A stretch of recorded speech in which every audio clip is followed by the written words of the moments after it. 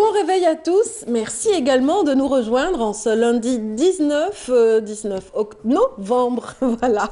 Nous sommes au mois de novembre, mesdames, messieurs, et nous sommes à la veille de Mawlid al-Nabawi Sharif, une manifestation et des célébrations très attendues en Algérie, des célébrations qui sont souvent liées à l'usage abusif de produits pyrotechniques. Donc ce matin, dans la rubrique environnement de Hamid Belkhassam, nous allons un petit peu tirer la sonnette d'alarme par rapport à cet usage et ses dangers, donc par rapport aux citoyens de tous bords. Et puis, il est question d'environnement différemment aussi dans cette matinale, puisque nous parlerons des initiatives, des directions de la forêt, des directions des forêts, pardon.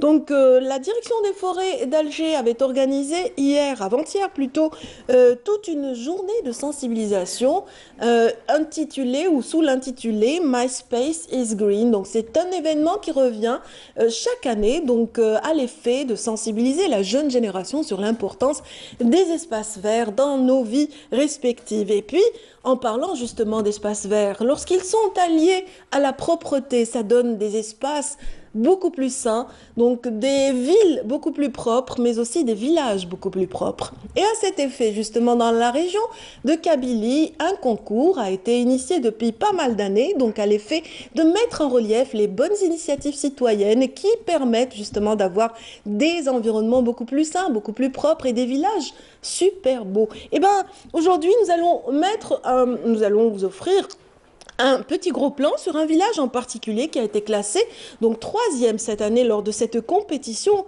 donc entre villages, le village Chevava à l'honneur dans notre matinale ce matin avec des représentants et des notables de cette région. Et puis, donc, ce matin, bien sûr, c'est le comeback, le retour de Mustapha Boufeller. Après une longue absence, il revient pour nous parler justement des personnes en situation de handicap. Aujourd'hui, il met tout, il opère un zoom sur les droits des personnes handicapées. Donc, il va un petit peu nous parler de leurs droits dans cette matinale du 19 novembre, je le rappelle. Et puis, bien sûr, n'oublions pas le point météo dans un petit moment qui sera suivi du point d'information orchestré et animé par Nejma Heresh. Nejma Heresh qui reçoit aujourd'hui une représentante du ministère de la Santé pour justement nous parler de sensibilisation et d'action autour du vaccin de la rougeole qui sévit d'une manière un peu inquiétante depuis quelque temps. Voilà qui est dit par rapport au programme de cette matinale. J'espère que les thématiques sélectionnées pour vous ce matin vous seront. Et puis voilà, merci encore une fois d'être avec nous. Tout de suite, point météo avec Amel Laribi.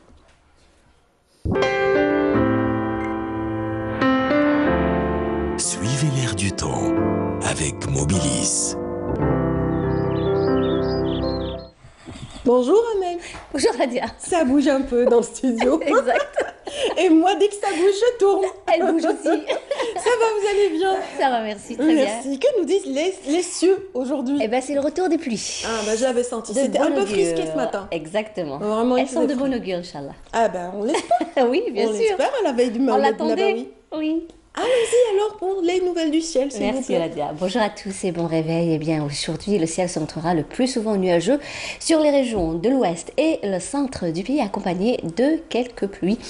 Ces pluies seront localement assez marquées, mais en soirée et parfois orageuses sur les régions côtières, allant de Mostaganem jusqu'à Boumerdès. À noter aussi un temps venteux sur les régions de l'ouest et le centre-ouest. Ces vents peuvent atteindre les 50 km/h près des côtes ouest et centre-ouest. À l'est, par contre, eh bien, le ciel se montrera localement nuageux. Ces nuages seront localement aussi assez denses. Vers l'intérieur, également les Aurès, pouvant donner quelques pluies l'après-midi. Aussi des particules de sable en suspension probables sur les Aurès. La moitié sud, eh bien, le ciel restera passagèrement nuageux sur le Nord Sahara, les oasis, le Sahara central, avec quelques pluies la journée. Passagèrement nuageux sur le sud-ouest. De la brume en début de matinée aujourd'hui sur les oasis et le nord du Sahara oriental, partiellement voilé vers l'extrême sud, le Égard et le Tassili, avec toutefois 2 fréquents soulements de sable au Sahara central et les oasis. Les températures, quant à elles, eh bien, seront plutôt agréables pour la saison, avec un maximum aujourd'hui de 23 degrés du côté de Annaba, 20 degrés Alger et Tlemcen, 19 Oran, 17 à Mascara, 19 également Tizi Ouzou, 15 Sétif, Batna, 14 à Djelfa, le minimum 13 degrés à Al-Bayod, au sud 18 degrés du côté de Béchar, 19 Biskra, 22 Gardaya Tindouf, 25 à Adrar, 27 Hassim Soud Ouargla, Tamanrasset Janet, 28 Insalah Hilizi et enfin le maximum toujours à Borj Beji Mourtar et Ingzam avec 35 degrés. Et comme toujours, on va faire un petit voyage du côté de l'Europe où le temps va devenir plutôt frisqué. Les températures vont baisser par rapport à hier. Le temps sera passagèrement nuageux à Oslo, à Helsinki, Copenhague, Dublin, Paris, Marseille, également Berne. Quelques flocons de neige intéresseront la ville de Prague, nuageux à Varsovie, Berlin. De la pluie sera attendue du côté de Bucarest. Le mercure, quant à lui, affichera un minimum de 2 degrés seulement à Oslo, Helsinki, également Prague, 3 degrés à Varsovie, Bucarest, 5 à Budapest, 4 à Berlin, 6 degrés à Copenhague, 8 à Londres, 7 à Paris, 13 à Marseille, également Madrid, 17 à Lisbonne et enfin 19 degrés le maximum à Athènes. Voilà, je vous retrouve tout à l'heure, juste après le journal télévisé de midi et d'ici là, très très bonne matinée.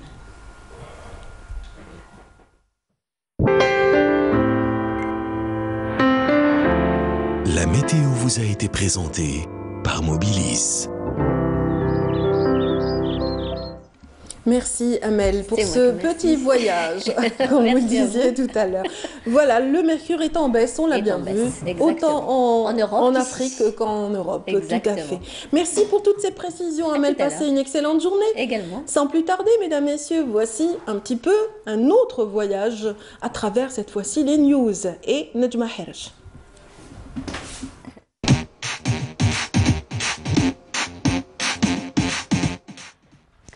Bonjour à tous, bonjour Radia. Dans l'actualité, le président de la République, Abdelaziz Bouteflika, a signé 5 décrets présidentiels portant ratification d'accords de coopération avec plusieurs pays conformément à l'article 91.9 de la Constitution. Il s'agit du protocole annexe à la Convention générale entre le gouvernement algérien et le gouvernement français sur la sécurité sociale du 1er octobre 1980 relatif aux soins de santé programmés dispensés en France aux ressortissants algériens, assurés sociaux et démunis non assurés sociaux résidant en Algérie, donc signé à Alger le 10 avril en 2016.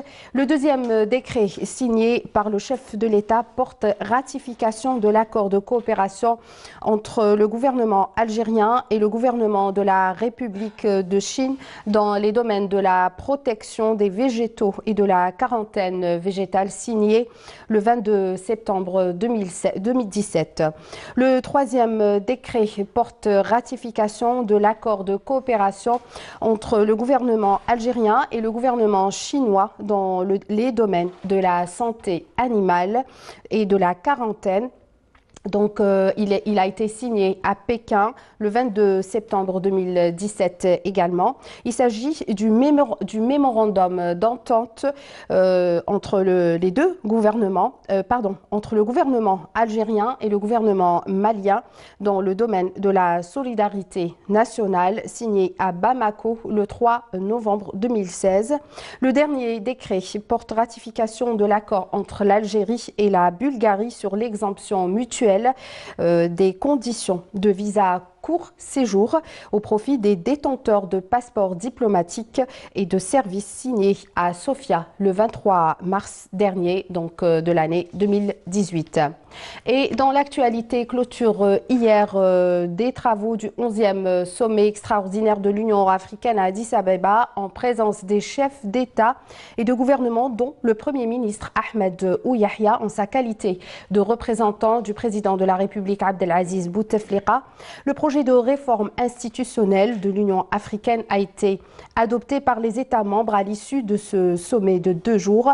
Ce projet de proposition sur la réforme institutionnelle de l'organisation panafricaine a été élaboré par le Conseil exécutif de l'Union africaine sur la base des avis suggérés dans le cadre du processus de réforme mené par le président en exercice de l'Union africaine, Paul Kagame. Parmi les principales propositions, l'application du principe de rotation régionale, l'égalité entre les hommes et les femmes dans l'élection au niveau de la haute direction, afin de réduire les dépenses supplémentaires de l'Union africaine. Il a été aussi recommandé dans le projet des propositions sur la rationalisation de la gestion du budget. Un autre point qui a fait l'unanimité a trait la composition de la Commission de l'Union africaine. Cette dernière sera à compter de 2021 composée de 8 membres comprenant un président, un vice-président et 6 commissaires. Et dans l'actualité en Algérie, donc la flottille algérienne se modernise et se renforce. Comme vous voyez en image, 7 remorqueurs ont été réceptionnés au port d'Alger hier. Les 3 autres doivent arriver dans quelques jours pour renforcer les ports de Annaba, Béjaïa, Djenjen, Ténès, Razawet, Mostaganem ainsi que Skikda. Donc hier, une cérémonie a été organisée et présidée par le ministre des Travaux publics et des Transports, Abdelghani Zahlan. Donc ces remorqueurs arrivent en vue d'améliorer les prestations de services en matière de remorquage, de propulsion et de manœuvrabilité. Et aujourd'hui est prévue la conférence des ONG africaines, membres du Conseil économique et social de l'ONU, avec la participation d'environ 300 représentants qui se pencheront sur les défis auxquels est confronté le continent africain.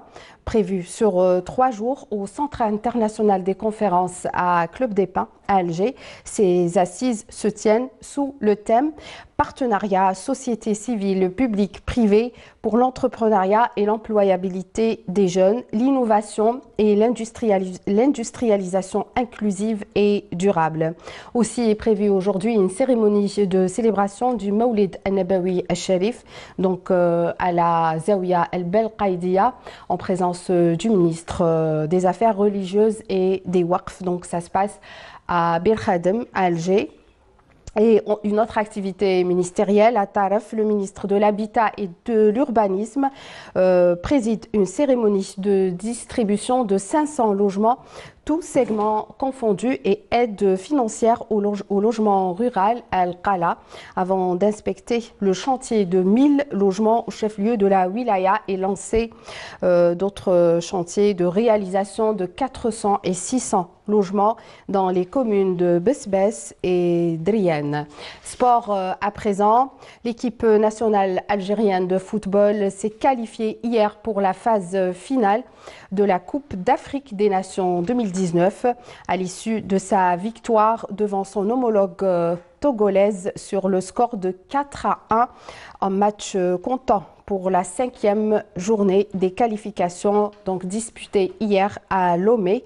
Les buts ont été inscrits par Mahrez à la 13e minute et 30e minute, aussi par Bounedjah, donc pour l'Algérie, et là-bas à la 53e minute pour le Togo. Et grâce à cette victoire, l'Algérie consolide sa position en tête du groupe avec un total de 10 points devant le Bénin, alors que le Togo et la Gambie se partagent la 3e place avec 5 points pour chaque équipe.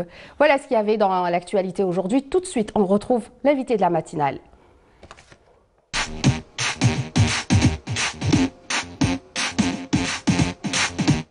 J'ai le plaisir d'accueillir sur ce plateau Madame Fadela Guirac, pédiatre et chef de service de pédiatrie à l'établissement public hospitalier de Tnia. Madame, bonjour. Bonjour. Bienvenue à vous. Donc, l'épidémie de la rougeole qui refait surface en Algérie, on a enregistré plus de 23 000 cas et 16 décès à travers 13 wilayas. C'est des chiffres qui font quand même peur. On en est où par rapport à la situation épidémiologique, madame? Vous venez de le dire maintenant, effectivement. On en a eu depuis le début de cette année. Fin 2017, début de l'année 2018, on a eu plus de 23 000 cas de rougeole qui ont été, pour certaines, confirmés, d'autres liés à... c'est des enfants, enfin des patients qui ont été en contact d'un enfant confirmé de rougeole, donc c'est par lien épidémiologique. Donc 23 000, c'est beaucoup, effectivement. Quand on sait que l'Algérie est quand même arrivée à des chiffres très bas de moins de 0,16 pour 100 000 habitants. Aujourd'hui, avec ces chiffres-là, effectivement, il y a un grand recul. Et quand il y a recul, c'est qu'il y a probablement un problème de couverture vaccinale. Et est-ce qu'il faut réagir par rapport à un nouveau calendrier vaccinal ou qu'est-ce qu'il faut faire dans ce cas-là? Réagir dans C'est-à-dire, est-ce qu'on doit mettre en place un nouveau dispositif? Qu'est-ce qui fait que la rougeole refasse surface avec autant de cas enregistrés? Comme vous le savez, c'est une maladie qui est contagieuse, c'est une infection virale. Mortelle aussi? Oui, c'est une infection virale, infectieuse virale, qui se transmet malheureusement très facilement par la voie aérienne, donc par les gouttelettes quand on parle à une personne, ou alors quand on serre la main à une personne qui a le virus, donc elle est extrêmement contagieuse. Vous pouvez contaminer, donc une personne qui est malade peut contaminer entre 10 et 20 personnes autour d'elle. Donc vraiment contagieuse. C'est une maladie qui n'a pas de traitement, elle n'est pas curable. Vous n'avez aucun traitement pour la rougeole. On peut traiter ces complications infectieuses, mais pas plus. Et il y a beaucoup de complications de cette maladie, des complications respiratoires notamment, qui sont la première source de décès chez ces patients. J'ai une déformation professionnelle, je parlerai toujours d'enfants, vu que je suis pédiatre. Donc il y a une mortalité qui est liée à ces atteintes respiratoires, la pneumonie, la laryngite, la bronchite.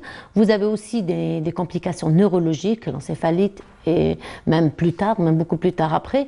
Donc la maladie étant très dangereuse, elle peut tuer.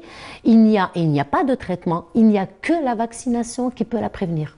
Donc il faudra mettre le paquet sur la vaccination, revenir à des taux de couverture dont on n'était pas loin il n'y a pas très longtemps. Par rapport à la vaccination, il y a eu quelque chose de changé. Avant, on vaccinait à 9 mois. Oui. Ensuite, on est passé à 11 mois. Et avant, on vaccinait seulement contre la rougeole. Maintenant, on a introduit d'autres vaccins, à savoir rubéole et auréon. Oui. D'abord, pourquoi? Pourquoi? Le carnet de vaccination évolue avec la société. On avait des priorités qui étaient certaines maladies, la diphtérie, le tétanos, la polio, et depuis peu, on a introduit aussi la vaccination contre l'hépatite en 2000, contre l'hémophilus en 2007. Tout cela répond à un besoin en fonction de la morbidité, de la mortalité dans notre société. Et aujourd'hui, on est arrivé à essayer d'éradiquer la rubéole, au même titre que la rougeole.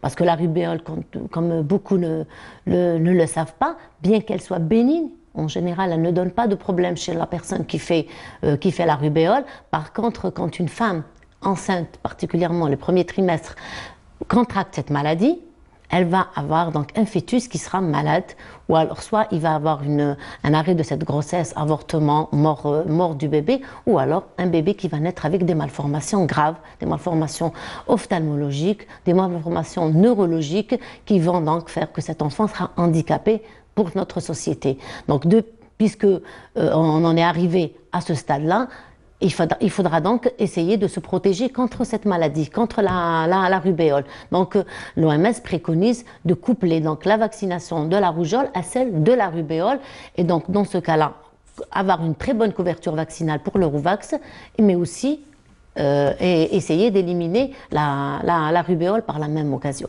Donc, rougeole, oreillon, rubéole, le ROR, Oui. a été introduit en 2016. 16, oui. Il a été mis en application, donc le rappel, en 2017. Mais malheureusement, il y a eu beaucoup d'abstention, voire mauvaise interprétation, ou je ne sais pas comment expliquer ça, de la part des parents, surtout, qui ont très mal réagi à cette campagne de vaccination. Pourquoi? Alors d'abord, le vaccin, bon, c'est les enfants qui sont nés en 2016 qui étaient concernés par cette... à chaque fois qu'on introduit un vaccin, on commence par une cohorte et on va la suivre. Donc c'était ceux qui sont nés en 2016. En fait, le premier ROR qui a été injecté l'a été en mars 2017, puisque c'est quand l'enfant aura 11 mois qu'il va recevoir son ROR. Donc la première vaccination a eu lieu en mars 2017. Et puisque, donc, quand on introduit un ROR, l'OMS préconise qu'il faudra couvrir les enfants qui sont en âge scolaire de 6 à 14 ans par un vaccin qui va comporter la valence de la rougeole et de la rubéole pour, comment dire, je dirais peut-être pour toucher le plus grand nombre de personnes par le vaccin de la rubéole. Certains parents ont carrément refusé que leur enfant soit vacciné. Est-ce qu'il ne faudrait pas peut-être obliger les parents? Obligé, peut-être pas, mais bien leur expliquer. Dans tous les cas, la communication est très importante. Il faudra leur dire quel est le bénéfice. Il faudra que l'on communique suffisamment envers la population, aussi que le personnel soignant soit aussi bien informé pour bien communiquer à la population que c'est un vaccin qui est indispensable, qu'il est dénué de risques. On en a, à travers le monde, il y a eu plusieurs millions de doses. En Algérie, depuis 2017 à ce jour, on a utilisé 7 millions de doses de ce vaccin et on n'a pas eu de problème. Donc c'est un vaccin qui est efficace et qui est dénué de risques et qui est recommandé par l'OMS. Donc il faudra peut-être expliquer plutôt tout en donnant l'intérêt de cette vaccination. Et vous avez vu que quand on n'a pas vacciné par le RR, il y a eu un relâchement de la vaccination. Donc la couverture vaccinale a baissé et on l'a rapidement vu. En quelques mois, on est arrivé à plus de 23 000 cas de rougeole avec quand même 16 décès, ce qui est quand même dramatique. Oui, effectivement, c'est dramatique. Quels sont les wilayas concernés? C'est surtout les wilayas du sud. Vous savez que l'Algérie, avec les plus de 2 millions de kilomètres carrés, on a plus de 80% de surface, de désert. C'est très difficile de couvrir, bien que beaucoup d'efforts sont fournis, c'est très difficile de couvrir tout le territoire. Il y a quand même des régions éparses telles que El Oued, vous avez Taman Rasset, Relizane, El Bayad. Il y a certaines régions du Grand Sud qui sont le plus touchées par ces épidémies. Est-ce qu'il ne faudrait pas, par exemple, aller vers ces populations? Bien sûr, beaucoup de choses sont faites, tout à fait. Une campagne de vaccination avant d'engager la campagne de sensibilisation. Donc à chaque fois qu'on a un cas de rougeole, il y a d'abord l'équipe qui doit faire le diagnostic rapidement. Il faut le faire rapidement, le confirmer pour avoir une action dans ce sens-là. Et cette action résulte en quoi? Il faudra d'abord vacciner toutes les personnes qui ont été en contact de ce cas confirmé de rougeole. Il faudra vacciner toutes les personnes qui ne sont pas immunisées. Immuniser veut dire deux injections de vaccin anti-rougeoleux, pas une. Donc il faut qu'il soit deux doses de vaccin anti-rougeoleux pour dire qu'une personne est immunisée. Donc il faudra vacciner toutes les personnes qui étaient autour de ce cas-là. Et lorsque dans certaines régions le taux l'incidence est assez élevé, là la wilaya va procéder, la région va procéder à une vaccination de masse pour tous les enfants, tous les individus de 6 mois à 40 ans. Et c'est ce qui a été fait dans certaines régions où il y a eu quand même plusieurs cas de rougeole comparé à d'autres régions du Nord.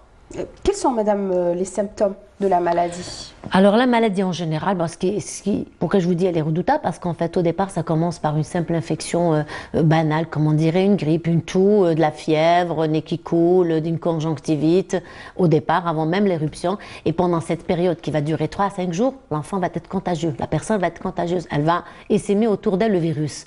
Et ce n'est qu'au bout du 5e jour que va apparaître l'éruption. Et qui va, à l'éruption générale, qu'on va penser à la rougeole, mais il va encore continuer à être contagieux, l'enfant, au moins pendant 4 jours. Et comment elle va se manifester, la rougeole? La rougeole, donc j'ai dit toux, fièvre, rhinorrhée, larmoiement, et puis ensuite, il y a les complications qui vont survenir dans certains cas, c'est surtout les complications respiratoires, la pneumonie, la laryngite, des complications neurologiques qui, dans ce cas-là, recommande l'hospitalisation. Bien sûr, hospitalisation en mode d'isolement. Il faut isoler ces malades-là parce que, comme je viens de le dire, ils sont très contagieux. Est-ce que c'est tous les malades qui doivent être isolés ou c'est du cas par cas, bien selon l'état d'avancement de la Bien sûr que c'est du l'infection? cas par cas. Les enfants qui n'ont pas de signe de gravité ne vont pas être hospitalisés. Ils vont rester à la maison et ils vont donc éviction scolaire. L'enfant ne doit pas y aller à l'école s'il est scolarisé. Et il faudra, comme je l'avais dit précédemment, vacciner tous les cas, toutes les personnes qui gravitent autour de cet enfant, qui ont été en contact de cette personne, et les vacciner s'ils ne sont pas immunisés. Mais sinon, c'est les cas qui posent problème, qui sont compliqués, avec des détresses respiratoires, avec des complications neurologiques, qui vont être hospitalisés, et bien sûr en mode d'isolement dans un hôpital, bien sûr. C'est quand même assez contradictoire, Oui. parce qu'en Algérie, on est arrivé il y a quelques années à éliminer ou faire face à cette, je ne dis pas éliminer parce que c'est un mot que vous n'aimez pas beaucoup. Non, donc on n'a pas encore éliminé, mais on était quand même en avance, si ce n'est pas leader par rapport à certains pays africains, alors qu'on n'avait pas les moyens d'aujourd'hui. Comment se fait-il qu'on a reculé alors qu'on est en train de moderniser et de ramener des vaccins et de se mettre à jour? Qu'est-ce qui explique qu'on C'est le recule? relâchement, tout simplement. Dès qu'il y a un relâchement, dès que la couverture vaccinale baisse, c'est comme ça. Si on reprend un peu l'historique de la vaccination anti-rougeoleuse, elle a été mise en route en 86, au moment où on avait pratiquement 153 cas par 100 000 habitants. Et on avait mis initialement une seule dose à 9 mois. On l'avait mise assez tôt parce qu'on avait une situation épidémiologique qui ne le permettait pas. Le vaccin le virus circulait, donc il fallait le mettre très tôt. Mais ensuite, on a été amené à mettre une deuxième dose à l'âge de 6 ans. Et c'est après cette deuxième dose qu'on a vu vraiment l'incidence de la rougeole baisser. Elle est passée en 2009 à 0,31 cas pour 100 000 habitants. En 2015 à 0,16 cas pour 100 000 habitants. Mais là, on avait des taux de couverture vaccinale qui dépassaient les 90%. C'est parce qu'on a eu, dès qu'on a une baisse de la couverture vaccinale, il y a systématiquement des cas de rougeole et elle va éclore. En fait, c'est l'immunité du collectif qui fait que le virus ne va pas circuler. Dès que cette immunité collective diminue, vous allez avoir des cas de rougeole et comme ça a été le cas cette fois-ci. Est-ce qu'il y a un processus d'élimination de la maladie? Un processus d'élimination, bon, c'est que la vaccination. Que la vaccination, il n'y a pas la vaccination. Bon, il y a la vaccination. Il faudra bien sûr coller au calendrier vaccinal. Il faut vacciner, il faut vraiment respecter le calendrier vaccinal et éviter tous les reports inutiles de la vaccination. Il faudra à chaque fois, comme l'avait dit, qu'il y a un cas de rougeole, il faut le déclarer rapidement, faire le diagnostic, s'occuper des personnes qui sont en contact de ce malade et aussi s'occuper de la population aux alentours. Il faudra aussi donc faire des campagnes de rattrapage pour ces gens, pour ces campagnes qu'on avait lancées en 2017 et qui malheureusement n'ont pas atteint les taux qu'on a souhaités jusqu'en juillet 2018. On n'a eu que 45% d'enfants qui ont été vaccinés par le vaccin RR. Alors qu'on devait atteindre des taux de 95%. Donc on est encore loin. Là, il faut encore renforcer, il faut y aller vers cette vaccination, assurer donc la vaccination des plus de 90% de ces enfants-là pour stopper la circulation de ce virus. Il y a eu aussi beaucoup d'appréhension par rapport aux réactions au vaccin l'année passée. Peut-être c'est pour ça que les gens ont hésité à faire le rappel. Pourquoi? Il faudrait expliquer aux parents que c'est une réaction peut-être normale? J'ai pas compris la réaction. Le vaccin, oui. Du vaccin. Oui. Quand on a vacciné l'enfant, il y a eu réaction après. Il y a eu incompréhension, je pense qu'il y a une incompréhension. Il y a eu des cas d'hospitalisation aussi par rapport au vaccin l'année dernière. Non. Ben, c'est ce qui a été, pourtant, il y a eu toute une campagne par rapport à ça. Il y a eu des enfants scolarisés qui ont très mal réagi au vaccin, ce qui a inquiété plus ou moins les parents Est-ce que vous les rassurez? Vous tenez d'où ces faits? Parce qu'en fait, les médias, voilà, parce que les réactions vraies, les réactions il y a un centre de veille, il y a un centre de veille des manifestations post-injectables où il y a eu aucun incident notable sur cette. On parle peut-être des crises d'angoisse. Il y a eu pas mal d'enfants qui ont été angoissés parce qu'en fait leurs camarades n'ont pas été vaccinés. Bon, moi, j'ai vécu le cas dans mon service où j'avais des enfants qui appelaient leur maman, je me sens pas bien, je vais mourir, mes camarades ne sont pas vaccinés, c'est parce que la maman a dit il faut se faire vacciner. Donc là, c'est des réactions vraiment du subjectif, il n'y a vraiment rien d'objectif. Et je vous ai dit que jusqu'à présent, on a eu 7 millions de doses. 7 millions de doses pour les enfants qui ont été vaccinés, mais pour tous ceux qui ont été en contact de cas de rougeole, et on n'a noté aucune réaction post-vaccinale notable. Donc en fait, je dis, vous tenez d'où, donc là, je pense que c'est... des médias, voilà, donc que aussi du dans subjectif, des milieux scolaires. Du subjectif, je dirais. Du subjectif, je dirais. Voilà, donc mauvaise campagne de sensibilisation. Aujourd'hui, vous êtes là justement pour rassurer. Quel est votre message à tous les gens qui nous regardent? Que la rougeole est une maladie qui est grave. Elle est grave parce qu'en fait, on l'appelait dans le temps la tueuse des enfants. Et il y a la conscience sociale qui disait avant qu'on ne comptait ces enfants que quand ils ont passé la rougeole. C'est-à-dire que ça tuait réellement. Mais en fait, les gens ont peur que des choses qu'ils voient, mais pas des choses qu'ils ne voient pas. Ils n'ont pas connu la rougeole parce qu'ils ont eu les jeunes couples, les jeunes mamans d'aujourd'hui n'ont pas connu la rougeole. Nos grands-mères, si. Donc, on a peur que de ce qu'on connaît. Parce qu'on a été protégé par la vaccination. Donc la vaccination est la bénédiction. Donc il faut vacciner nos enfants pour les protéger contre la rougeole, qui est une tueuse des enfants et qui va continuer à l'être si jamais on continue on ne vaccine pas correctement nos enfants. Très bien, voilà. Donc vacciner et revacciner à la deuxième dose. Merci Madame Docteur Guirac, merci d'avoir accepté notre invitation et répondre à toutes nos questions. Radia, demain on ne sera pas là, demain c'est le Maoulid, donc je vous donne rendez-vous mercredi prochain. Très bonne journée en compagnie de Radia. Au revoir. Au revoir. Merci beaucoup, merci à Nejma Heresh et à son invité. Avec anticipation, je vous souhaite tout plein de bonnes choses, justement à l'occasion de Maoulid el-Nabawi Sharif, Nejma, ainsi que votre invité. Vous qui êtes avec nous, mesdames, messieurs, restez. Dans un petit moment, nous retrouverons d'autres invités qui nous viennent directement de Tizi Ouzou, mais avant, une petite chanson interprétée par Boualem Chaker.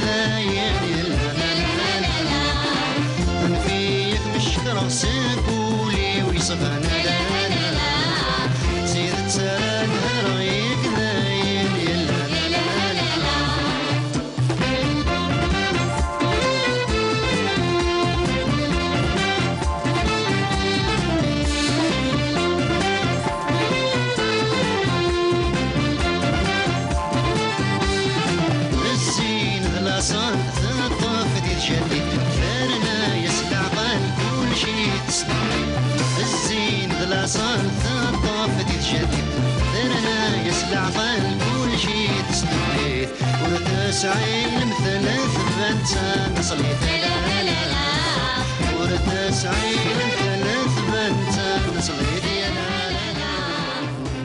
C'était là une chanson interprétée par Boualem Chaker, tournée d'ailleurs dans un des villages de Kabylie, donc probablement Tizi Ouzou. En tout cas, des ambassadeurs de cette région sont avec nous ce matin. J'ai cité en l'occurrence M. Ramdan Bouchbaba, bienvenue.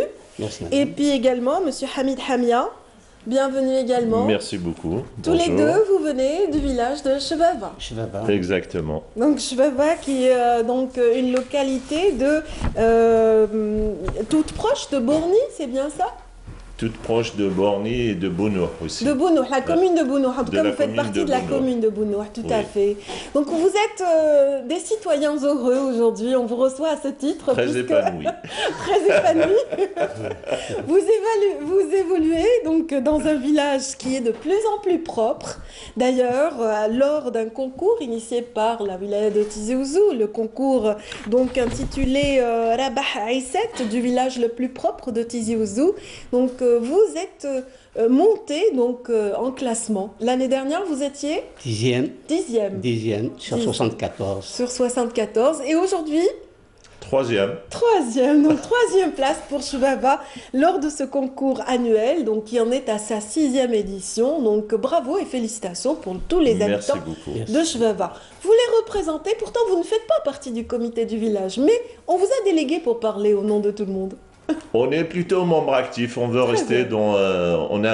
Moi personnellement, j'ai des activités un peu surchargées, donc je suis par contre membre très actif des deux rives. Je pense que tout le monde a aidé à l'évolution des Absolument, choses. ça ne veut pas dire que parce qu'on ne fait pas partie du comité qu'on n'est pas impliqué dans tout ce qui se fait dans le village. Très bien. Vous êtes retraité depuis quelques années, n'est-ce pas, monsieur Bouchbaba? Ou depuis 20 ans maintenant. Depuis 20 ans. Oui. Donc ça vous laisse le temps pour vous occuper un petit peu des Oui, affaires du village. justement, c'était- Un peu comme Tajmat avant. C'est Les Juste- sages du village écoutez, le faisaient très bien. Si vous... D'abord, madame, je vais rentrer en introduction. Oui, allez-y. D'abord, Azul Flaoun. Azul. Bonjour à tous. Merci merci à Canal Algérie pour son invitation. Tout le plaisir est pour nous. Si vous me croyez-nous. le permettez, Oui. je commencerai par rendre hommage Oui.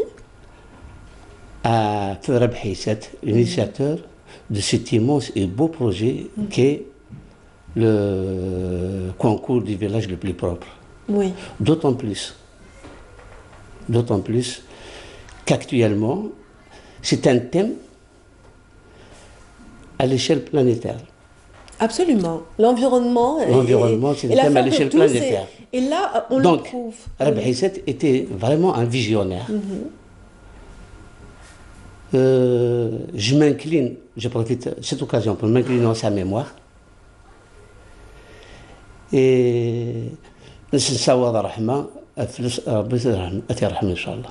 Très bien, très bien. Je vous remercie beaucoup pour cette vraiment hommage qui est rendu. C'est vrai que moi j'ai cité un petit peu le nom en disant concours Rabah Haïsset, mais c'est bien de dire qu'il est à l'origine quand même de l'idée. Qui est à La l'origine genèse, justement oui, de cette absolument. idée, qui a permis justement une prise de conscience au sein des villages, au sein des villageois, au sein de l'Algérie profonde, Tout à fait. la Kabylie Tout à profonde. fait.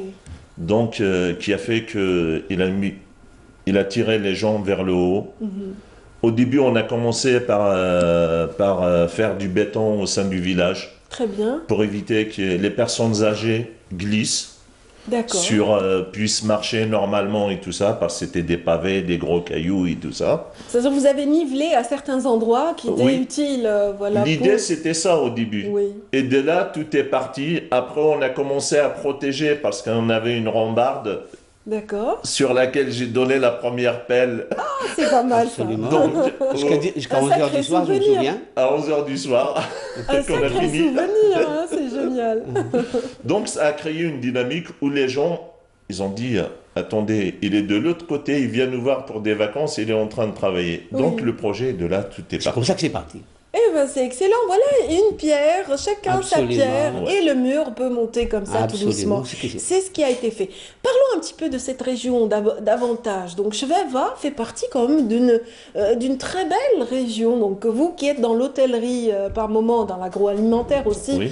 vous pouvez témoigner de la beauté de ces sites, puisqu'on n'est pas loin finalement du mont de Talaguilef. On n'est pas loin de la station de ski, effectivement, de Talaguilef, que je profite pour dire, elle est en cours de restauration. Oui, très Et bien. on n'est pas loin aussi, il y a un futur projet qui n'est pas loin de Tizi Ouzou, dans la commune de Bounour, pour La un création site d'une zone touristique. touristique à Tégéjabou, Oui. dont le décret vient d'être Très bien. signé. Très bien. Donc, il va y avoir une belle expansion touristique Une dans belle cette expansion. région. Et votre village en profitera certainement. Non, nous ambitionnons beaucoup plus que ça. Oui, allez-y. Nous ambitionnons de faire notre village justement un relais entre ces deux stations. Ah, excellent. Excellent. Vu- Déjà, Parce que nous découvrons que notre village possède des potentialités insoupçonnables. oui. Une belle rivière qui prend sa source du mont du Jurgère qui se jette vers la mer Méditerranée. Dans le cours d'eau, il est intéressable. Excellent. Et nous avons un beau paysage. Le village est situé sur un plateau composé de beaucoup de vergers de fruitiers, figuiers, oliviers, tout ça, beaucoup de verdure. Ça doit être beau au printemps. Ah, non, En tout le temps, hiver en aussi, tout temps, hein, en quand tout temps. c'est un C'est beau très beau, manteau c'est blanc, vraiment- c'est maintenant ça qu'on peut prend être conscience beau. que notre village est trop beau, d'autant plus avec tout ce qui s'est fait ces derniers temps. Et vraiment, ça devient attractif Oui. où il fait vraiment bon vivre. En tout cas, c'est très bien. En une année, vous avez réussi à escalader un peu les... De monter sur le podium de la 10e d'être à la sur- 3e de la place. 10e place à la 3e place, c'est-à-dire qu'il y a eu quand même du travail Une volonté pendant une année, du une travail. grande volonté de la part Et des justement, habitants pour du cela, village. nous tenons à rendre hommage Oui, aux membres de ce comité qui ont vraiment activé, qui excellent. n'ont pas lésiné sur les efforts. Oui, Aussi aux villageois et aux villageoises absolument, qui ont j'imagine. fourni tant de labeur jour et nuit des fois. Oui, Et aussi aux donateurs généreux du village. Parce que sans eux, rien ne pouvait être fait. Parce qu'il faut quand même financer beaucoup de choses. vous Et- entendez? Oui, Et allez-y. la commune aussi, à sa tête, le président de la PC, qui a toujours été à l'écoute et qui a toujours répondu par oui à chaque demande en besoin. En tout cas, l'amélioration du cadre de vie des habitants de Cheveva Elle est- va pouvoir profiter de cette... On des en dons, profite déjà, parce que madame. ce concours a une incidence financière également, puisque vous allez bénéficier sûr. d'une enveloppe de 6 millions de dinars, c'est bien cela? Oui. Qui va être reversée justement l'objectif Dans les d'améliorer davantage Dans les le projets cadre de vie. d'embellissement de la qualité de vie du village, justement. Oui, c'est Voilà. bien. Donc, on rappelle un petit peu bon, le concours. Donc, les prix ont été décernés le 14 octobre dernier, donc au théâtre Keteb Yassine, c'était à Tizi Ouzou. Et comment avez-vous vécu ce moment? Donc, quand on vous a cité, donc Cheveva, Oh. 3e place. Moi, j'étais présent, mon épouse aussi, c'était euphorique. Alors, il y avait des youyou, je présume. Absolument, on était vraiment... Ils ont retenti de partout, Oui, ça, on ah, me mais- l'avait raconté. Ah, le cœur battait la chamade. Quand on excellent. attendait de la 10e en descendant, j'ai dit quand même. 3e place, 3e. bravo. Excellent. Vraiment, c'est- Donc on rappelle quand même les détenteurs du premier prix, ce sont les villageois d'Azmour Oumeriem, c'est bien cela? Tout à fait. Donc, Nous félicitons. que nous félicitons passage, oui. également, bien sûr. Lors de cette cérémonie, ils ont eu une enveloppe un peu plus importante, mais pas une grande différence, 9 millions. Oui. C'est bien Oui. ça. Alors 9 millions, vous avez eu 6 millions. La seconde place a bénéficié de 7 millions donc de dinars, donc à l'effet de l'embellissement aussi et de l'amélioration du cadre de vie. Donc c'était une compétition. Vous étiez dans ce classement de 10 villages sur 101 villages, parce que la Sur concurrence 101 était rude villages. cette année. Pour rappel aussi, madame, Oui, je pense qu'il faut rappeler que nous avons eu une enveloppe supplémentaire de la wilaya. Ah, En plus des excellent. 600 millions, on nous a octroyé encore 200 millions lors de la visite Ah, effectuée sur place Non, par monsieur le Wali de Tizi Ouzou. C'était 3 Et une millions. enveloppe de 1 million de dinars par la PWI de Tizi Ouzou. ah bah excellent. C'est Vous C'est voulez juste rajouter, un oui? petit rectificatif, Oui. c'est 3 millions de dinars de la part de Wali, Oui. Monsieur Chaker, qu'on remercie au passage et qu'on voilà, à qui on a une petite pensée. Et il y a le président d'APOUI de la wilaya de Tizi Ouzou, M. Aouchiche aussi, à qui on passe les salutations aussi, qui nous a attribué aussi 1 million de dinars. 1 million de dinars. Donc, C'est dire que ça vaut la peine quand même de travailler dur. Donc, on a organisé une grande réception, on a invité le Wali, toutes les autorités et le président d'APOUI. Il y a eu un couscous sympathique, délicieux. vous avez une présence à cette occasion. d'au moins 1200 à 1300 personnes. Nous regrettons l'absence justement de Canal Algérie. Quoiqu'elle était représentée indirectement par un de ses membres.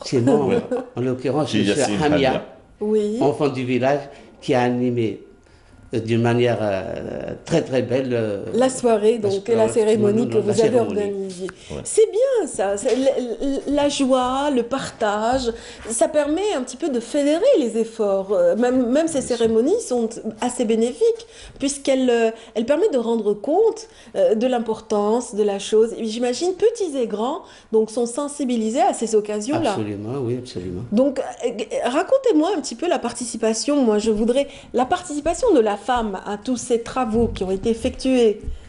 La femme a participé sur tous les plans et pratiquement le jour de la réception, ils ont travaillé toute la nuit pour préparer le couscous. À part le couscous, À moi part je le parle couscous. de tout le reste. Mais la femme, elle est au centre parce que suite à la dernière assemblée, justement, la femme doit participer et sera représentée dans l'assemblée. Il y aura un quota. Au même titre Au même titre que les hommes, que ses Absolument, pères. Oui. absolument. Justement, on ne va pas les enfermer entre 4 murs et les prendre que pour le couscous, chère Oui. madame.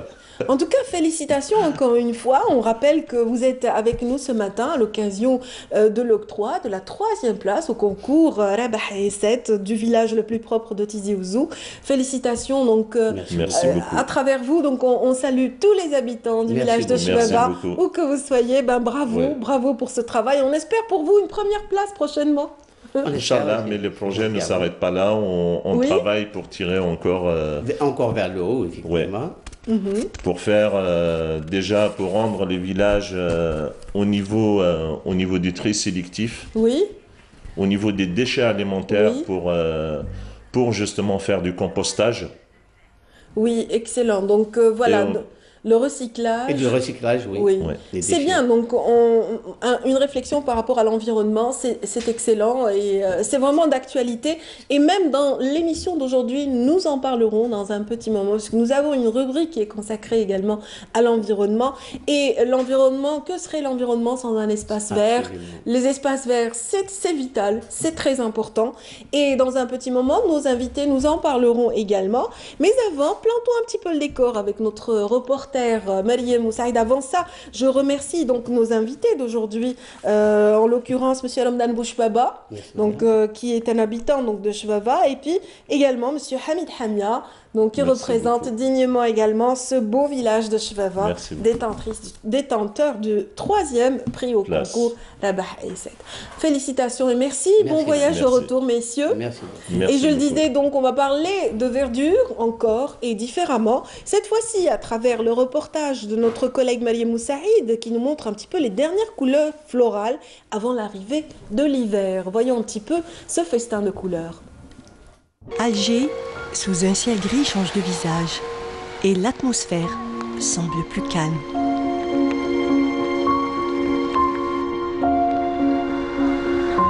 Et sous cette fine pluie, les fleurs semblent jouer les prolongations. Novembre en couleur, les arbustes semblent s'échapper de derrière les murs pour nous émerveiller de leur parfum et de leur bouquet. Comme une aquarelle qui semble se dessiner, la pluie lave et accentue les couleurs de ces arbustes et plantes grimpantes qui persistent à nous offrir un dernier festival de fleurs avant l'arrivée de l'hiver. Un automne aux couleurs estivales, jasmin, bougainvillier, lierre, vigne vierge, se mêlent et se bousculent pour offrir aux citadins un peu de lumière et de couleur.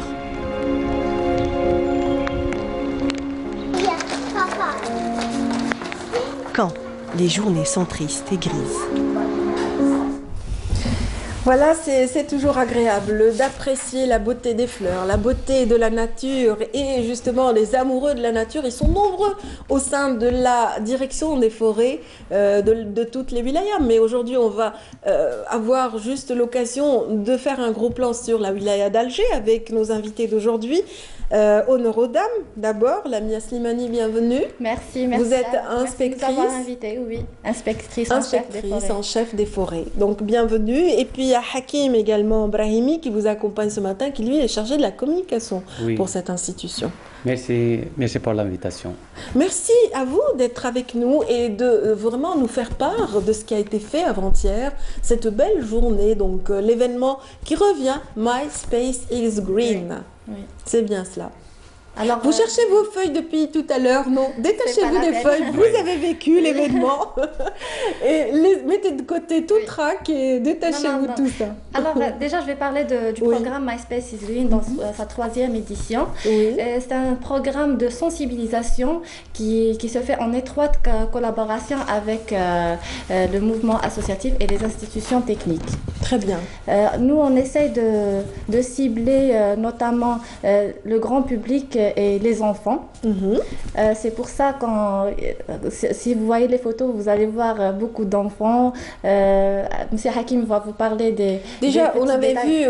eu l'occasion l'année dernière sur ce même plateau de recevoir des représentants de la direction des forêts à l'occasion du même événement. Et c'est vrai que c'était une belle effervescence. C'était la forêt récréative de Benaknoun qui avait abrité la manifestation l'année dernière. Oui. Et cette année, on a choisi la forêt du ravin de la femme sauvage.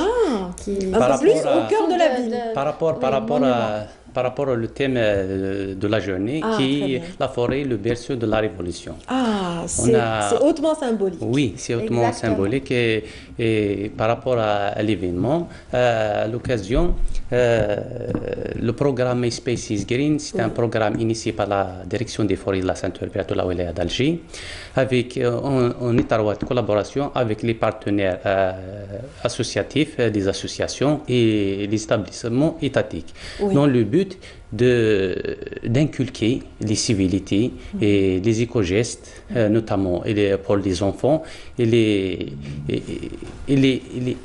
les rendre amoureux de la nature. Oui, amoureux et puis sensible à ces questions de l'écosystème. C'est-à-dire que c'est une question qui préoccupe le monde entier, puisque la FAO avait instauré déjà le 21 mars comme étant cette journée qui est consacrée à la sensibilisation autour de la forêt et de l'écosystème. Et donc là, sur ce sillage, donc la direction des forêts travaille depuis pas mal d'années sur un programme très riche. On est à la 3e année. On a initié avec un programme algérien Green Days 2015-2016. Par la suite, My Space is Green, première édition.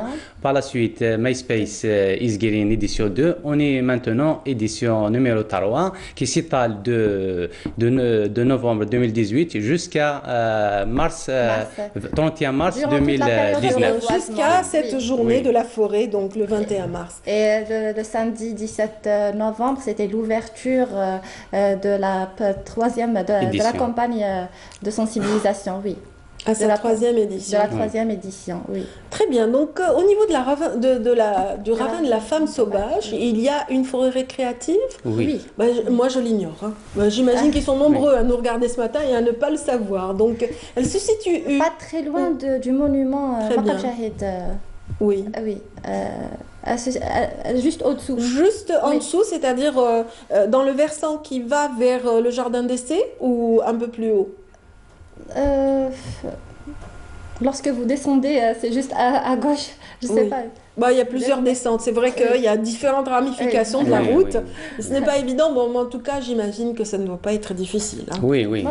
Non, il est au bord de la route. En prenant la route de Ruisseau vers Belmondraïs, on la voit. En tout cas, sur la même voie, il y a deux forêts récréatives.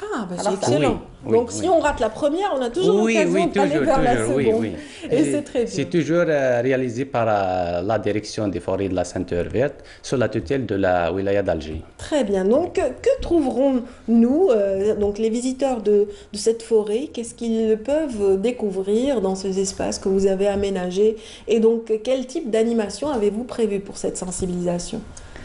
Alors, déjà, on a invité pas mal d'associations qui ont, comment dirais-je, déjà, on a fait une conférence de presse, c'était la première des choses. Très bien. Après, il y a eu des ateliers, des récréatifs, des quiz, qu'est-ce qu'il y a eu aussi des visites guidées. Parce que là c'est vrai qu'il s'agit de réveiller un petit peu les connaissances. Oui, exactement. Voilà, en plus de la sensibilisation. L'année dernière, le thème et le slogan étaient un peu plus simples puisque c'était la forêt et l'énergie. Oui. C'est bien.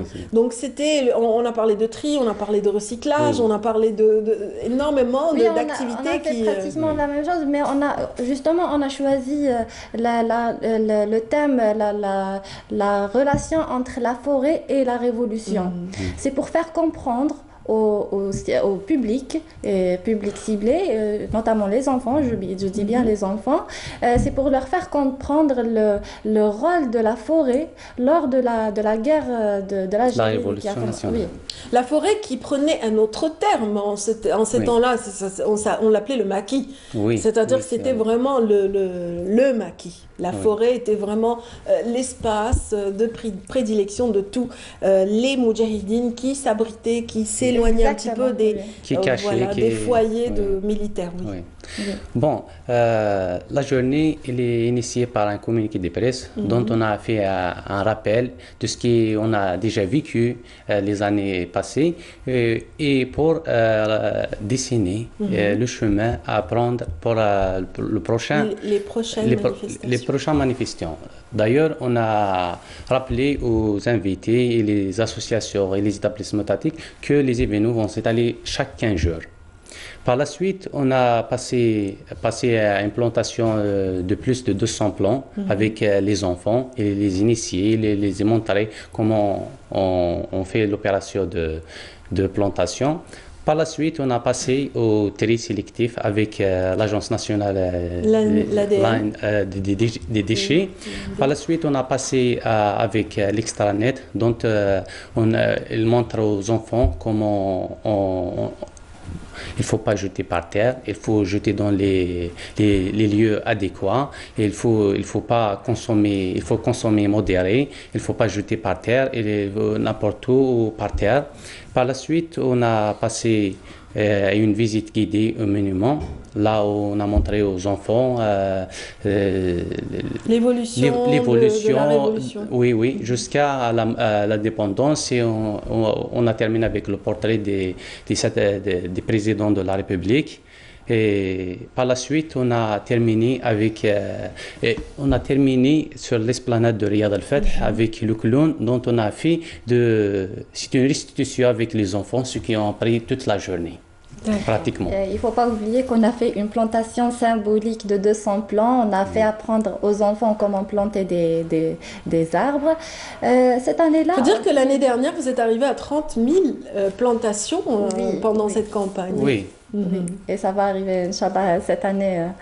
Je vous rappelle, j'allais dire quelque chose, cette année-là, on voulait apporter du nouveau à ce programme. Parce que les années précédentes, on faisait des activités basiques. Mais cette année-là, on voudrait bien inclure à l'idée des enfants des notions aussi d'histoire par rapport à Exactement, oui, c'est ça. Comme quoi une forêt, ça raconte une histoire parfois. Exactement. Voilà, tel shahid est passé par là, tel héros de la révolution est décédé dans cette forêt, dans cette autre forêt. Donc ça peut aussi stimuler un petit peu l'imaginaire. Voilà. En plus, on ne s'est pas basé que sur des quiz ou là des exposés. On a fait des puzzles qui portent des images des moudjahidines à l'époque, et les enfants ils ont essayé de reconstituer des puzzles pour que l'idée reste dans leur tête. D'ailleurs, on a choisi le thème de Think Green, ça veut dire réfléchir en vert. Oui. Oui, c'est pour ancrer l'idée aux enfants, l'importance de la forêt. On est anglophone à la direction des forêts, j'ai l'impression. Tous les slogans sont en anglais. Mais c'est vrai que c'est la langue un petit peu voilà, universelle. C'est la tendance, c'est la tendance. Sans oublier que cette édition numéro 3 de My Space is Green a apporté quelque chose de nouveau. On laisse l'enfant, elle prend l'initiative et les encadreurs ils sont là que pour stimuler l'interactivité, pour que l'enfant assimile bien et ancre ses valeurs, ce comportement positif envers l'environnement immédiat et la forêt en général. Très bien, donc c'est bravo pour ces nouveaux challenges que vous vous êtes permis cette année en 2018 dans le cadre de My Space is Green. Donc on vous souhaite toute la pérennité à l'événement, donc une bonne continuation. Ces ateliers donc continuent, avec quelle fréquence? Est-ce qu'on peut donner les horaires? Oui, déjà on fait les activités une fois par quinzaine, c'est-à-dire la semaine, pas la semaine prochaine, la semaine d'après, Inch'Allah, on va faire encore une autre activité à Maqta Khira. Et on développera le concept de la chasse. Maqta Khira, donc c'est dans 15 jours à compter du samedi dernier, c'est bien cela. Donc pas ce samedi, le samedi d'après, ce sera Maqta Khira et donc il y aura une activité donc en rapport avec la chasse. La chasse, exactement. Excellent. Et donc il y aura une thématique pour chaque tous les 15 jours. Exactement. Et vous vous déplacez, c'est carrément itinérant. Mais au niveau du ravin de la femme sauvage, est-ce qu'il y aura quelque chose? Est-ce que les ateliers continueront? Est-ce que vous avez planté quelque chose? On essaie de toucher le maximum des forêts qui existent au niveau de la wilaya d'Alger. On fait le tour. On fait le tour, exactement. C'est vraiment itinérant. Ben, bravo pour tout ceci et bravo donc à toutes les équipes de la ceinture verte de la wilaya d'Alger qui vous accompagnent. Donc, et puis merci donc d'avoir été avec nous ce matin pour parler de My Space is Green. Karim Brahimi, Hakim Brahimi, donc chargé de la communication pour la direction des forêts de la wilaya d'Alger, et puis Lamia Slimani qui est inspectrice. En quoi consiste le travail de l'inspecteur?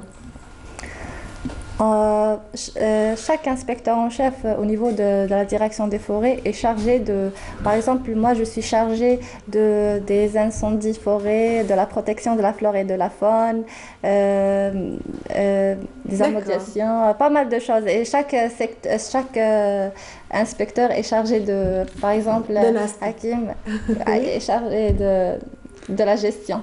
Très bien. Voilà, c'était la colle de la fin de la séquence. Juste une petite d'accord. Merci infiniment, c'était juste pour vous faire rire. Bonne fin de matinée, donc, et puis bon vent pour toutes ces belles actions, ces actions louables, donc, qui sont vraiment à retenir en faveur de la direction des forêts de la wilaya d'Alger. Sans plus tarder, mesdames, messieurs, nous allons continuer de parler d'environnement dans la rubrique qui est consacrée à cet effet, la rubrique animée par Hamid Belkhassam. Mais avant, parlons un petit peu du Mawlid al-Nabawi Sharif. Nous sommes à la veille de cet événement, donc très attendu donc, par le monde musulman tout entier. Et bien sûr, Siham Kenouch s'intéresse de très près à notre patrimoine. Aujourd'hui, elle nous fait voyager à travers les dédales de la Suiqa de Constantine pour nous parler de la préparation de cet événement dans la ville des Ponts. Constantine, bien enveloppée dans sa brume matinale.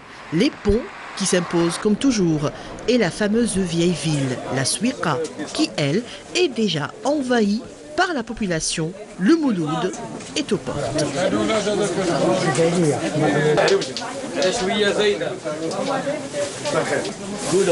Des étals et des couleurs, des senteurs et surtout des achats. Les commerçants sourient, ils sont là pour les grands et les petits, ceux qui sont ici et ceux qui viennent d'ailleurs.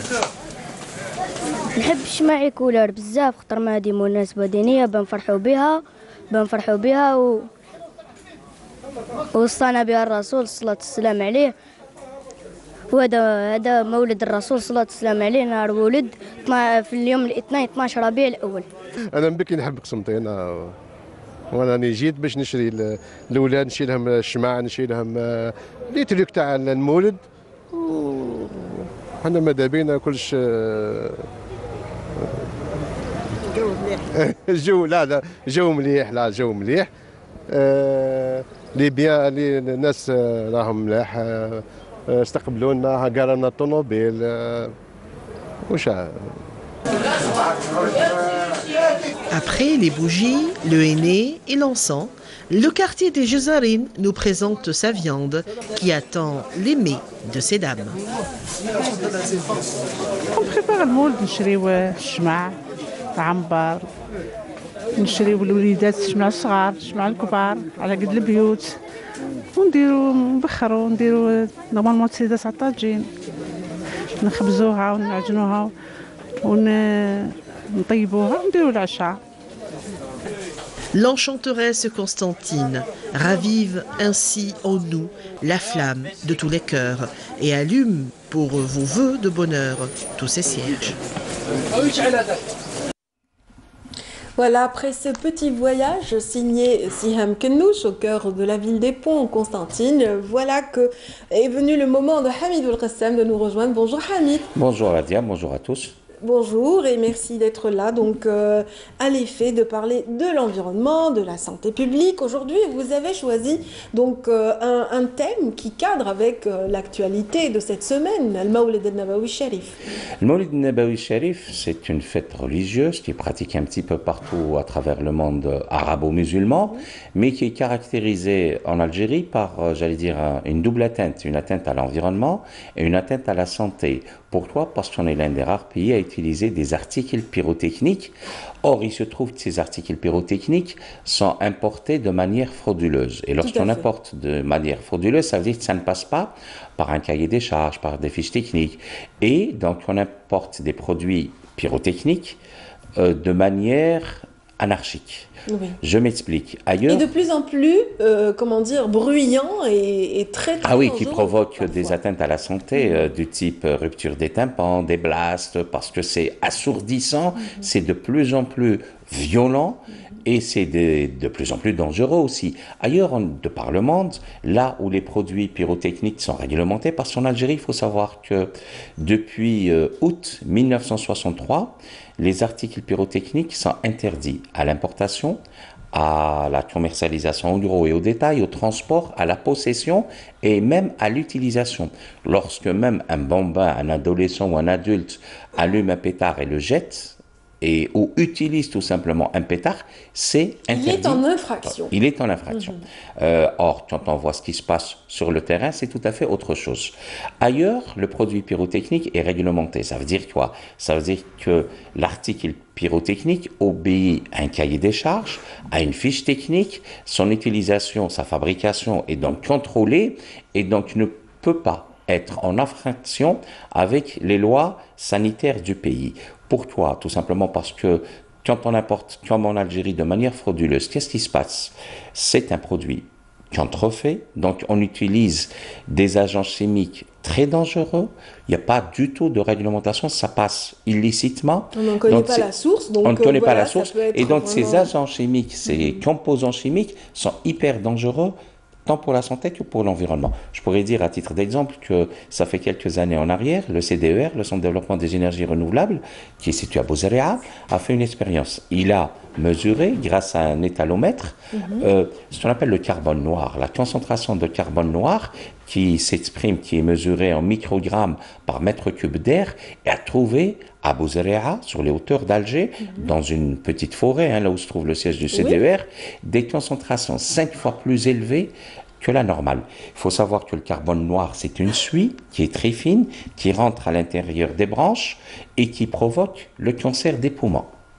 Alors, mesuré à Bouzaréa, sur les hauteurs d'Alger, 5 fois plus que le maximum admis dans l'atmosphère. Alors, vous imaginez plus bas, dans des quartiers populaires, Bab el-Oued, La Riba, Belcourt et tout, où cette utilisation est effrénée les derniers jours précédant le Mouloud, le Mawlid al-Nabawi Sharif. Et qu'est-ce qui se passe? On l'utilise dans les halls d'immeubles, dans les cages d'escalier, dans des milieux clos. Et la concentration reste. Il faut savoir que ces agents chimiques très puissants, très dangereux, lorsqu'ils pénètrent dans l'organisme, notamment dans les poumons, ils restent à vie. Effectivement, tout à fait, Hamid. Bon, mais qu'est-ce qui explique quelque part cet usage des produits pyrotechniques chez nous à l'occasion justement d'une célébration, d'une journée bénie? Donc la naissance du prophète sallallahu alayhi wa sallam. Donc je pense que nos grands-mères pourraient nous l'expliquer un peu mieux. Oui, bon, il y a des faits historiques qui ne sont plus en vigueur. On doit se mettre à jour. Et la mise à jour de ce comportement qui est malsain, qui a un double impact et sur la santé et l'environnement, doit changer. Il est vrai que lorsque l'on voit dans la sphère arabo-musulmane, on est les seuls à utiliser les articles pyrotechniques. Oui, ailleurs ce sont des lampes, ce sont des bougies, c'est vrai qu'on utilise de la lumière, mais c'est moins nuisible. C'est moins nuisible. À un moment donné de l'histoire de l'Algérie, on a été colonisé. On vient de fêter le 64e anniversaire de déclenchement de la Révolution. Oui, nous sommes au mois de novembre. Au mois de novembre. Et à un moment donné dans l'histoire, on voulait taquiner un petit peu les colons, c'est-à-dire même les fêtes religieuses étaient utilisées pour réaffirmer l'appartenance et éviter l'oubli. Et donc on fêtait bruyamment comme les colons fêtaient bruyamment la Noël, les Algériens fêtaient très bruyamment. Ils n'avaient pas les moyens d'accéder à un feu d'artifice, donc ils utilisaient des pétards, des pétards traditionnels. Aussi, oui, le mahares, tout était bon pour affirmer son identité voilà, et sa composante musulmane, chose qui n'est plus en vigueur aujourd'hui. Aujourd'hui, on peut très facilement aller vers la célébration d'un Mawlid Nabawi Sharif sans pétard. On peut utiliser juste des nouellettes ou des feux d'artifice, mais il faudrait que tout le monde puisse participer. Dans tout le monde, il y a nous, peut-être les médias, on ne fait pas assez. Quand on parle des articles pyrotechniques, il y a l'éducation, il y a les mosquées, parce que nous sommes dans un pays qui compte énormément de mosquées. Les mosquées doivent jouer leur rôle en matière de sensibilisation, notamment parce que c'est une fête religieuse, mais il y a aussi le législateur. Lorsque l'on voit l'engouement des Algériens pour les articles pyrotechniques, lesquels articles pyrotechniques sont interdits depuis août 1963.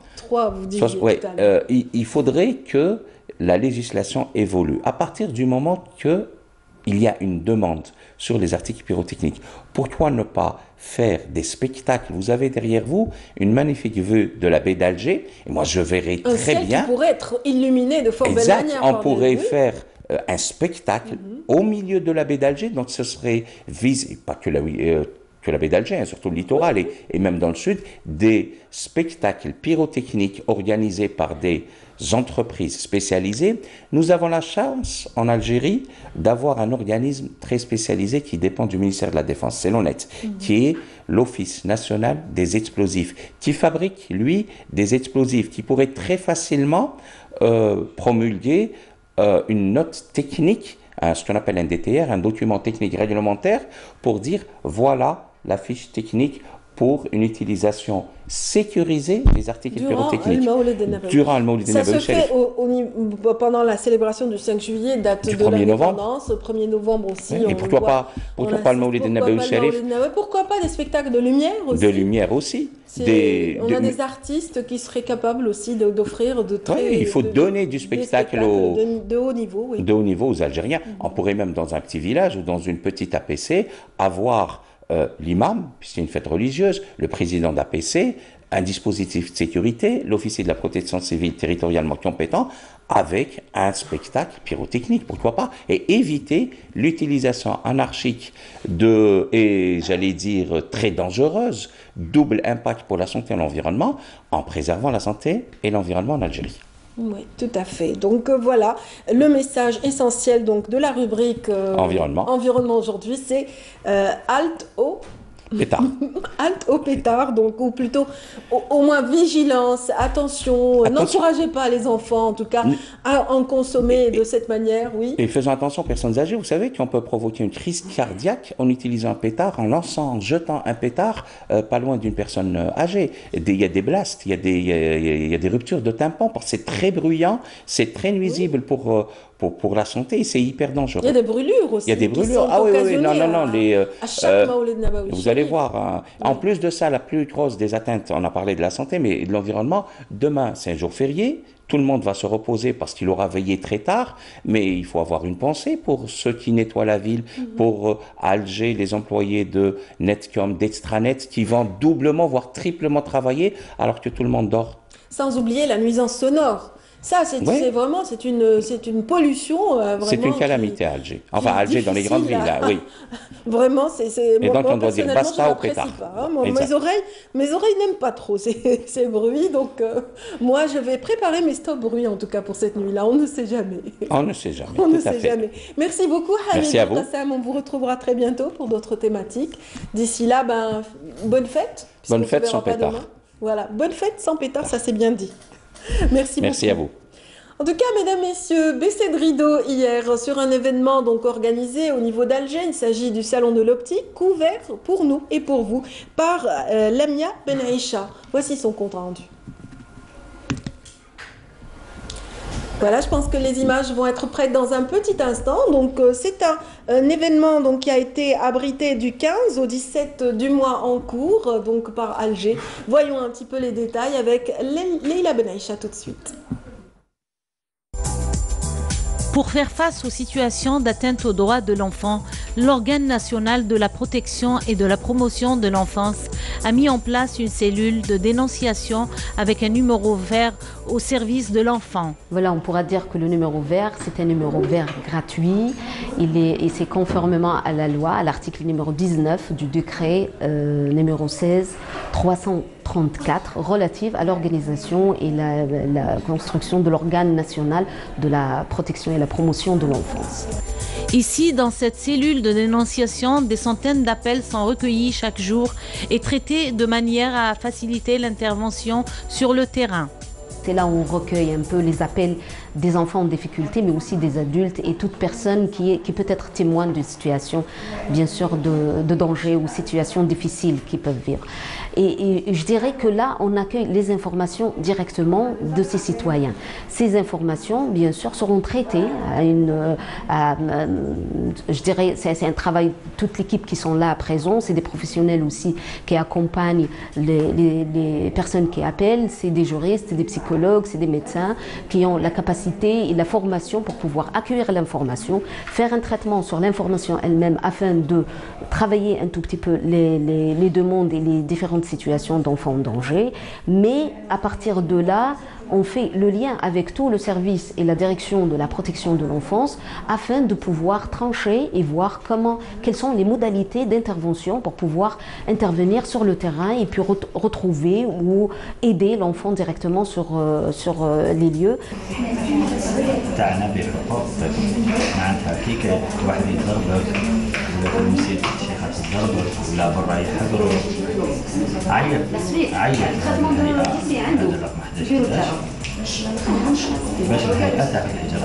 Autre les appels du 1111, la cellule traite des dénonciations acheminées par d'autres voies. Si on avance le numéro vert gratuit, le 1111, ce n'est qu'une modalité, un outil quand même qui facilite le premier contact. Mais je dirais, ça ne se limite pas à ça. Il y a le site web bien sûr de l'organe national de la protection et promotion de l'enfance, là où il y a toutes les modalités sur le courrier électronique qu'ils peuvent nous envoyer bien sûr les données, sachant bien que tous les données pourront rester dans l'anonymat. Ça veut dire que ça concerne des situations individuelles qui sont protégées, là où les professionnels peuvent intervenir par rapport à ces situations difficiles. Mais aussi, on a le courrier ordinaire, là où les gens peuvent envoyer des lettres avec des données, mais on peut en même temps recevoir les familles en détresse, recevoir les familles en difficulté. Le 1111, un numéro simple à retenir pour que tout enfant en situation difficile puisse faire entendre sa détresse et demander de l'aide.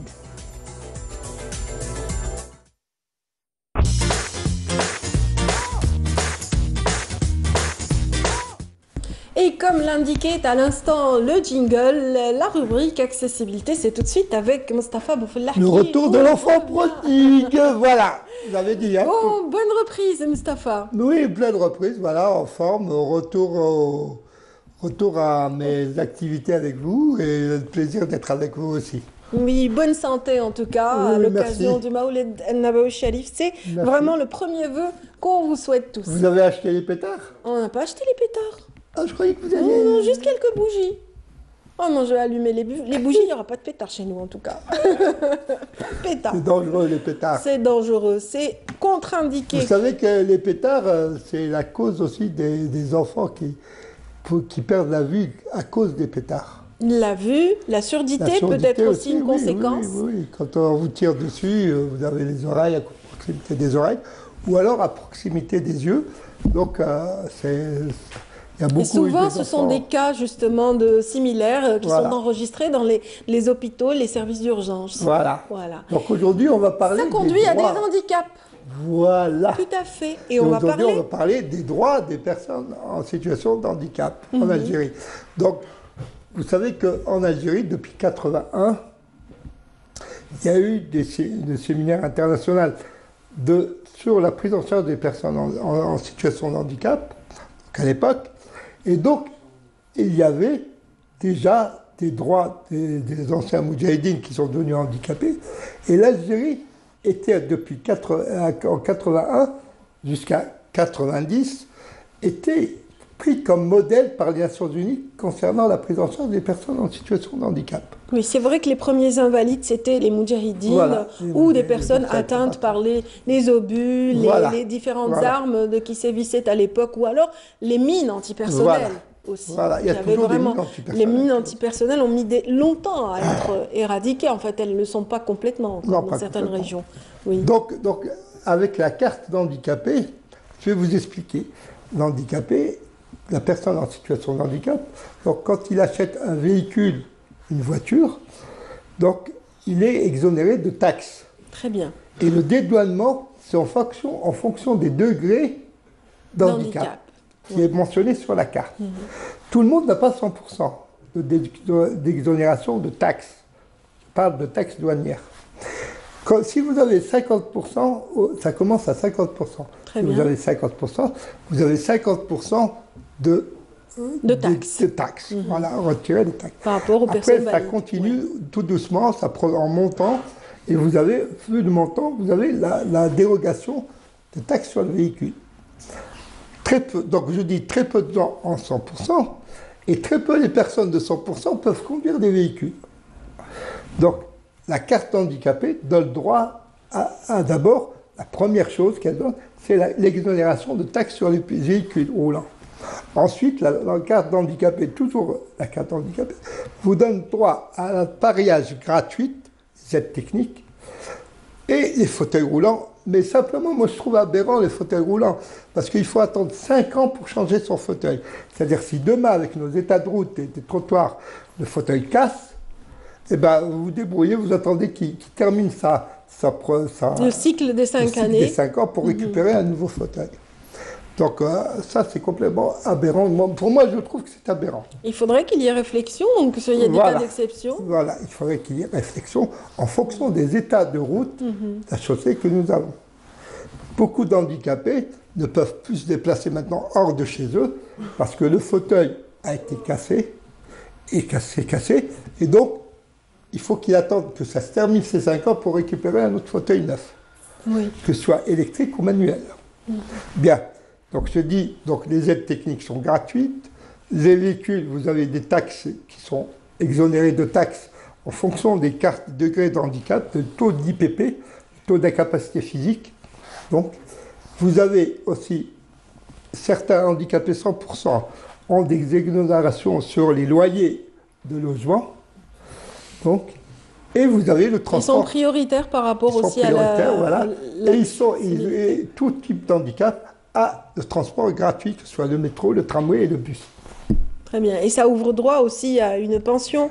Une pension qui... Oui, mais la pension qui n'est pas encore valorisée. Qui, elle aussi, justement, n'est pas justement étudiée en fonction des besoins de handicapés. Non, même la somme qui est réservée à cette rente, je ne dis pas une pension, c'est une rente, C'est une mensualité donc que perçoit l'handicapé qui n'est pas en mesure d'accéder à un poste d'emploi. Voilà, entre 4 000 dinars et 3 000 dinars, tout dépend du degré de handicap. Nos amis handicapés visuels reçoivent que 1 000 dinars par trimestre. Que peut-on faire avec 1 000 dinars, Que peut-on Mustapha? faire avec 1 000 dinars? Rien du tout. Même avec 4 000 dinars, que peut-on faire? N'est-ce pas? Donc, l'Algérie a ratifié la loi internationale sur la protection des personnes en situation de handicap. Elle a ratifié il y a maintenant 2 ans, 3 ans. Donc, et bien sûr, on est toujours en arrière vis-à-vis des autres. C'est-à-dire, on avance à petits pas. On avance à petits pas. Donc, il faut le dire en tout état de cause que les handicapés en Algérie sont, disons, ne disons pas ils sont pauvres, hein, ni ils sont riches par rapport aux autres pays. Mais quand vous voyez nos voisins tunisiens qui n'ont pas démarré, qui ont démarré un peu en retard, mais qui ont quand même mis les choses en place. En place, les idées en place, les aménagements, l'accessibilité, etc.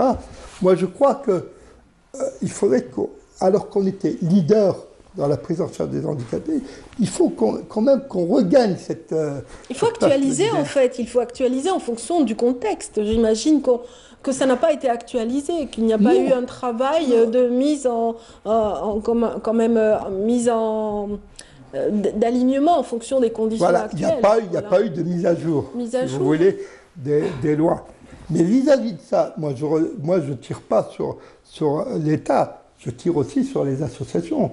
C'est à eux, puisque c'est eux qui connaissent les problèmes de leurs adhérents. C'est à eux d'essayer de gagner un peu, de donner des idées, de donner des propositions, faire des des solutions, oui. Voilà, faire des propositions qui soient adéquates et qui soient à même d'être réalisées rapidement. Mais si on n'est pas dans une association, mais si on est un simple citoyen, donc on voit des idées. Hein. On voit des cas, énormément de cas de personnes dont les enfants sont handicapés, naissent handicapés, donc des fratries entières qui ne sont pas un petit peu... Vous savez, je trouve que c'est un peu bizarre. Quand vous avez un premier enfant handicapé, quand vous avez un deuxième enfant handicapé, ne faites pas un troisième. Ça aussi, c'est héréditaire, donc fait. Arrêtons les frais. Arrêtons les frais. Un handicapé, certes, un enfant handicapé la première fois, deuxième fois vous avez un autre enfant handicapé, arrêtons. Et arrêtons les mariages consanguins. C'est eux qui créent pratiquement le plus. Une bonne partie des handicaps. Une bonne partie des choses, comment dire, la cause d'handicap, c'est ça, c'est les consanguinités, c'est les accidents de la route, c'est les accidents de travail, c'est les accidents domestiques, etc., etc. Merci beaucoup, Mustapha.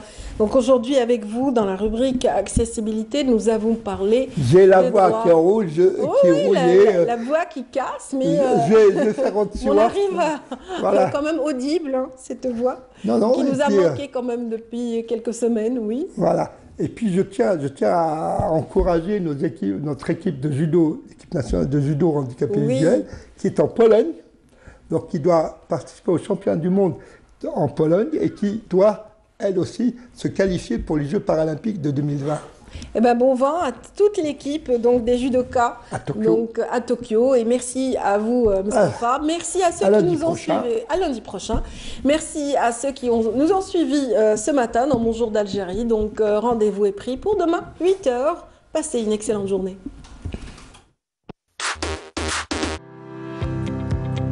هذا البرنامج